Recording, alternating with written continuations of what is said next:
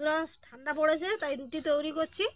আপনাদের দাদাভাই একটা ভিডিও এক্সপ্লেন করেছে, রিকোয়েস্ট শেষ অবধি দেখতে থাকবেন। তো আমি এমনই হয়েছে যে কথা জড়িয়ে যাচ্ছে, তো ভিডিও এক্সপ্লেন করব কিভাবে। তো এইটুকু রিকোয়েস্ট শেষ অবধি দেখতে থাকবেন। নমস্কার বন্ধুরা, আমি শ্যামা। আজকের যে মুভিটি এক্সপ্লেন করতে যাচ্ছি, এই মুভিটিতে এক 15 বছরের মেয়ে তার শরীরে কিছু পরিবর্তন দেখতে পায়। শরীরে এমন পরিবর্তনের কারণে সে জলপরীতে পরিণত হয়। মেয়েটির মা বাবা মানুষ থাকার সত্ত্বেও সে কেন জলপরীতে পরিণত হয়? 2017 সালে মুক্তিপ্রাপ্ত ব্লু মাই মাইন্ড নামের রহস্যময় মুভি নিয়ে চলে এসেছি। আমার প্রিয় দর্শক বন্ধুদের রিকোয়েস্ট, ভিডিওটি স্কিপ না করে শেষ অবধি দেখতে থাকুন। তো চলুন বন্ধুরা, কথা না বাড়িয়ে শুরু করি। শুরুতে আমরা একটি ছোট্ট মেয়েকে দেখতে পাই। ছোট্ট মেয়েটির নাম ছিল মিয়া। মিয়া দাঁড়িয়ে সমুদ্রকে মন ভরে দেখছিল। মিয়া মনে করছিল সমুদ্রের সঙ্গে তার জন্ম জন্মান্তরে কোনো সম্পর্ক রয়েছে। আমরা দেখতে পাই মিয়া বড় হয়ে গেছে আর তার বয়স এখন 15 বছর। আবার চাকরি ট্রান্সফারের কারণে তাকে নতুন শহরে একটি শিফট হতে হয়। শিফট হয়ে মিয়াকে একটি নতুন স্কুলে ভর্তি করে দেয়। গিয়ে মিয়া নিজেকে একা ফিল করতে থাকে। সিদ্ধান্ত নেয় সে নতুন কিছু বন্ধু ঠিক করবে। মিয়া কিছু ধনী পরিবারের স্টুডেন্টদের সাথে বন্ধুত্ব করার চেষ্টা করে। তারা মিয়াকে নিয়ে খুব মজা করে। মিয়া রেগে গিয়ে ওখান থেকে বাড়ি চলে আসে। আসতেই মিয়ার মা জিজ্ঞাসা করে প্রথম দিন স্কুলে কেমন কেটেছে। গিয়ে মিয়া তার মাকে ধাক্কা মারলে মিয়ার মা নিচে পড়ে যায়। মিয়ার বাবা তাকে প্রচুর বকাবকি করে।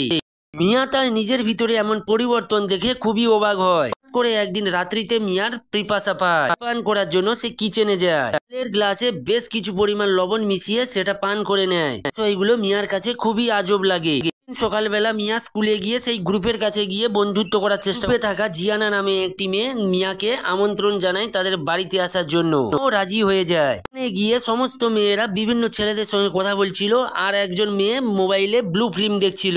মিয়ার কাছে নতুন লাগছিল। ওর জিয়ানা একটি আজব গেম খেলার ব্যাপারে বলে, হলো শ্বাস বন্ধ না হওয়া অব্দি গলা চেপে ধরে রাখতে হবে। কেউ রাজি হচ্ছিল না। মিয়া বলে আমি খেলবো। পর মিয়া জিয়ানার গলা চেপে ধরে। জিয়ানা অজ্ঞান হয়ে যায়। পর জ্ঞান ফিরলে জিয়ানা বলে অজ্ঞান অবস্থায় এক্সপিরিয়েন্স অসাধারণ ছিল। জিয়ানা এই গেমটা সবাইকে খেলার কথা বলে। কথা শুনে মিয়া বলে আমিও খেলবো। মিয়ার গলা চেপে ধরতে মিয়া অজ্ঞান হয়ে যায়। অবস্থায় মিয়া দেখছিল চারিদিকে সমুদ্রের নীল জল ঢেউ খেলছে। পর জ্ঞান ফিরতে মিয়া তড়িঘড়ি করে বাড়িতে চলে আসে। এসেই সে কাঁচের বক্সে কিছু মাছ দেখতে পায়। সঙ্গে মাছকে বের করে চিবিয়ে খেয়ে নেয়। পরে সে বমি করে দেয়। একদিন কেটে যাওয়ার পর সে একদিন স্নান করার সময় তার পায়ের আঙুলের দিকে লক্ষ্য করে। তার পায়ের আঙুলগুলো একে অপরের সাথে জোড়া লেগে যাচ্ছে। প্রচন্ড ভয় পেয়ে যায়। মিয়ার মা মিয়ার কাছে আসে আর অ্যাকুয়ারিয়ামে থাকা সেই মাছের কথা জিজ্ঞাসা করে। মাছ কোথায় গেল? আমি মাছের ব্যাপারে কিছুই জানি না। মা মিয়ার উপরে প্রচন্ড রাগ করে। তারা তিনজন ছাড়া বাড়িতে কেউই থাকে না। বসতে মিয়ার মা মিয়ার গায়ে একটা কষিয়ে থাপ্পড় মারে। মিয়া স্কুল থেকে বাড়ি ফেরার পথে একজন ডাক্তারের সঙ্গে দেখা করে। তার পা দুটি ওপরে করে ডাক্তারকে দেখায়। বলে এই সমস্যাটা সাধারণত জন্মগতভাবে হয়, একটা অপারেশনের মাধ্যমে এই সমস্যাটা সমাধান করা সম্ভব। মিয়া বলে এটা আমার জন্মগত না, আমি কালই এটা লক্ষ্য করেছি। মিয়ার কথা শুনে ডক্টর অবাক হয়ে যায় আর ভাবতে থাকে এটা কি করে সম্ভব। ডক্টর সার্জারি করার জন্য তৈরি হচ্ছিল আর মিয়া ওখান থেকে পালিয়ে যায়। সবাই সবকিছু জেনে যাক সে এটা চায় না। গিয়ে কিছু ব্যান্ডেজ এবং কাঁচি কেনে। সে তার পায়ের আঙুল কাঁচি দিয়ে কেটে ব্যান্ডেজ করে দেয়। পরিবর্তন দেখে মিয়া ভাবতে থাকে তার বাবা মা আসল বাবা মা নয়, বাবা মা তো নর্মালি রয়েছে, তাহলে তার শরীরের মধ্যে এমন কেন সব পরিবর্তন আসছে। সন্দেহ বসে তার বাবা মার পুরনো অ্যালবাম দেখতে থাকে। এখন ওই অ্যালবামে প্রেগনেন্ট অবস্থায় তার মায়ের কোনো একটা ছবিও দেখতে পায়নি। এরপর মিয়া তার মায়ের কাছে গিয়ে জিজ্ঞাসা করে প্রেগনেন্ট অবস্থায় কেন একটাও ছবি নেই। মা মিয়াকে কোনো উত্তরই দিতে পারে না। মিয়া তার মাকে বলে তোমাদের সঙ্গে আমার কোনো মিলই নেই, স্যার তোমরা কি আমাকে কোনো জায়গায় থেকে দত্তক নিয়েছো? মা রেগে গিয়ে বলে বাজে কথা বন্ধ করো আর কাজে মন দাও। পরে মিয়ার শরীরের ভেতরে আরো অনেক পরিবর্তন আসতে থাকে। পরের দিন সকালবেলা টেবিলে সে এমন ভাবে খাবার কাটছিল যাকে দেখে মনে হচ্ছিল সে অনেক দিন খাবারই খায়নি। দেখে মিয়ার বাবা মা খুবই অবাক হয়ে যায়, মিয়াকে খুব বকা দেয়।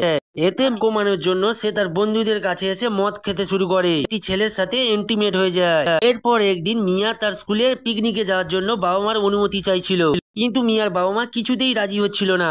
মিয়া বাবা মায়ের ডুপ্লিকেট সাইন করে স্কুলের পিকনিকে চলে যায়। গিয়ে মিয়া প্রচুর নেশা করে আর তাদের গ্রুপে সেই ছেলেটির সঙ্গে ইন্টিমেট হয়। সে অনুভব করে তার শরীরে প্রচন্ড ব্যথা। বাথরুমে গিয়ে সে লক্ষ্য করে তার শরীরে কিছু কালো কালো ছোপ দাগ দেখা দিয়েছে। সে সমুদ্রের ঢেউ দেখতে পায় আর ওই সমুদ্র তাকে যেন কাছে ডাকছে। সঙ্গে মিয়া ওখানে বমি করে দেয়। পর মিয়ার বন্ধুরা ওখানে চলে আসে আর এসেই তার পায়ের পরিবর্তন দেখতে পায়। পর মিয়া বাড়িতে চলে আসে। বাড়ি ফিরতেই মিয়া দেখে তার বাবা মা তার উপরে প্রচন্ড রেগে আছে, কেননা মিয়ার বাবা মা জেনে গিয়েছিল ডুপ্লিকেট সাইন করে পিকনিকে গিয়েছে। প্রচন্ড বকাবকি করে। পর মিয়া রুমেতে চলে যায় আর তার শরীরের সমস্ত জামা কাপড় খুলে মেঝেতে শুয়ে পড়ে। পরের দিন সকালবেলা ঘুম থেকে উঠে দেখে তার শরীর থেকে ছাল উঠে যাচ্ছে। ছালগুলো গুড়িয়ে একটা ব্যাগে লুকিয়ে স্কুলে চলে যায়। একটি শিক্ষক একটি মাছ নিয়ে ওই মাছের সম্বন্ধে কিছু বোঝাচ্ছিল। এটিকে দেখা মাত্র মিয়ার মনে একটি আলাদা অনুভূতি তৈরি হয়। সবাই যখন ওখান থেকে চলে যায় তখন মিয়া হিংস্র প্রাণীর মতোই মাছটি খেতে শুরু করে। ওখানে থাকা একটি মেয়ে মিয়াকে এই অবস্থায় দেখে নেয়। মিয়া ওই মেয়েটির গলা চেপে ধরে বলে, এই ঘটনা যদি কেউ জানতে পারে তাহলে তোমাকে আমি মেরে ফেলবো। মিয়া নিজেকে মনে করতে থাকে সে কেন এমনটা করছে। মিয়ার শরীরের পরিবর্তনগুলোও আটকাতে পারছিল না। পরিবর্তনগুলো নিয়ে মিয়া খুবই বিষণ্ণতায় ভুগতে থাকে। মিয়ার বাবা মা তাকে একা ঘরে রেখে একটি বিয়ের অনুষ্ঠানে যায়। মা বেরিয়ে যাওয়ার পর মিয়াও একটি বন্ধুদের পার্টিতে যায়। তার বন্ধুরা মদ খেয়ে ছেলেদের সঙ্গে জলে মজা করছিল। অনেক মদ খায় আর ওখানেই শুয়ে পড়ে। পরে হেল্প মি একটি আওয়াজ আসতে থাকে। বেশি মদ খেয়েছিল। জিয়ানা জলেতে ডুবে গিয়েছিল।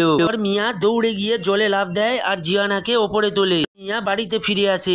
যখন ফ্রেশ হচ্ছিল তুলে দেখে তার শরীরে কিছু আজব পরিবর্তন আসছে। এদিকে তার পা পুরোপুরি কালো হয়ে গিয়েছিল। পরিবর্তন দেখে সে কান্না শুরু করে। মিয়া সাধারণ মানুষের মতন বাঁচতে চেয়েছিল, এমন কেন পরিবর্তন আসছে সে নিজেও বুঝতে পারছে না। জিয়ানা মিয়ার বাড়িতে আসে তার সঙ্গে দেখা করার জন্য। মিয়াকে এই অবস্থায় দেখে নেয় আর সে এমন ভয়ানক দৃশ্য দেখে ওখানেই বমি করে দেয়। পরের দিন মিয়া একটি পার্টিতে যায়। ছেলেরা মিলে তাকে প্রচুর মদ খাওয়ায়। একটি ছেলে মিয়াকে একটি ঘরে নিয়ে গিয়ে চোখ বেঁধে কিছু খারাপ করতে যাচ্ছিল। জিয়ানা ওখানে চলে আসে আর মিয়াকে বাঁচিয়ে নেয়। জিয়ানা বলে, তোমাকে নিয়ে ডাক্তারের কাছে যেতে হবে, শরীর খুব একটা ভালো নয়। ওখানে থাকা ওই ছেলেটি জোর করে মিয়ার প্যান্ট খুলে ফেলে। এমন ঘটনা দেখার জন্য তারা ওখানে প্রস্তুতি ছিল না। মিয়া দৌড়ে দৌড়ে বাড়িতে ফিরে আসে। ধীরে ধীরে আরো খারাপের দিকে যেতে থাকে। মিয়া মেনে নিতে পারছিল না, তাই সে হাত কেটে আত্মহত্যা করার চেষ্টা করে। মিয়া জ্ঞান হারিয়ে ফেলে। পরের দিন যখন হুঁশ ফেরে তখন সে নিজে অবাক হয়ে যায়। পায় তার দুটি পা লেজে পরিণত হয়ে গেছে। মিয়ার নিঃশ্বাসই বন্ধ হয়ে আসছিল। মিয়া বাথরুমে গিয়ে পুরো জল ছেড়ে দেয়। পুরো ঘর জলে ভর্তি হয়ে যায়। পর মিয়া তার শরীরের মধ্যে অনেক শান্তি অনুভব করে। শরীরের সঙ্গে লড়াই করা ছেড়ে দেয় এবং নিজেকে একটা জল পরি মেনে নেয়। পর জিয়ানা তাকে ফোন করে তার বাড়িতে ডাকে। জিয়ানা মিয়াকে দেখে খুব অবাক হয়ে যায়। জিয়ানা মিয়াকে মেনে নেয়। পর জিয়ানা মিয়াকে টেনে নিয়ে একটি গাড়িতে তোলে আর সমুদ্রের দিকে রওনা দেয়। মিয়া তার বাবা মাকে কল করে। বাবা মাকে সব ঘটনা খুলে বলে। বাবা মাকে বিদায় জানায়। মিয়াকে বলে, এত বড় সমুদ্রে তোমাকে একা একা জীবন কাটাতে হবে। তখন মিয়া জিয়ানাকে জড়িয়ে ধরে বলে, সমুদ্রই আমার ঘর। জিয়ানাকে বিদায় জানায়। পর গাড়ি থেকে নেমে সে সমুদ্রের দিকে রওনা দেয়। সময় সে সমুদ্রে নেমে পড়ে আর নিজেকে একটা জলপরি হিসাবে অনুভব করতে থাকে। এই রহস্যময় মুভিটি এখানেই সমাপ্তি হয়। মুভিতে এখনো অবধি জানা হয়নি যে মিয়া কেন জলপরি হলো। এখানে মিয়ার বাবা মা একজন নর্মালি মানুষ। এখানে মিয়ার আসল বাবা মা জলপরি ছিল। মিয়ার বাবা মা মিয়াকে হয়তো দত্তকই নিয়েছে। আজকের এই মুভিটি কেমন লেগেছে অবশ্যই কমেন্ট করবেন। ভালো লাগলে একটা লাইক দিয়ে দেবেন। পরবর্তী ভিডিও নিয়ে চলে আসবো বন্ধুরা। আজকের মতন টাটা বাই বাই। ভালো থাকবেন, সুস্থ থাকবেন আর আমার চ্যানেলটিকে অতি অবশ্যই সাবস্ক্রাইব করবেন বন্ধুরা।